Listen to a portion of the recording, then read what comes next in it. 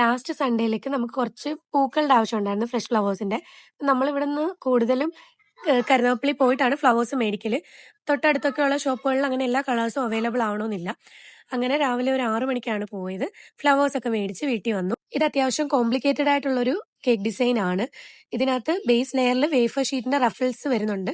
Wafer sheets cut ചെയ്തിട്ടുള്ള designs ഞാൻ നേരത്തെ ചെയ്തിട്ടുണ്ട്. എന്നാലും റഫിൾസ് ചെയ്യുന്നത് ആദ്യമായിട്ടാണ്.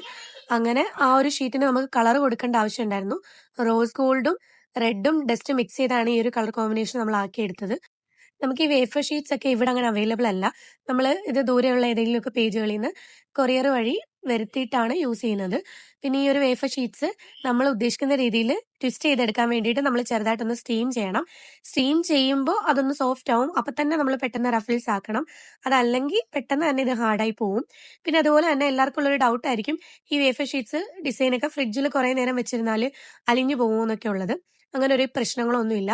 നമുക്ക് എത്ര സമയം വേണമെങ്കിലും നേരത്തെ ഇത് സെറ്റ് ചെയ്തിട്ട് ഫ്രിഡ്ജിൽ വെക്കാം. അപ്പോൾ റഫിൾസിന്റെ സെറ്റിങ്ങും കാര്യങ്ങളൊക്കെ ഞാൻ നെക്സ്റ്റ് പാർട്ടിൽ ആഡ് ചെയ്തേക്കാം. Stay tune. ബൈ.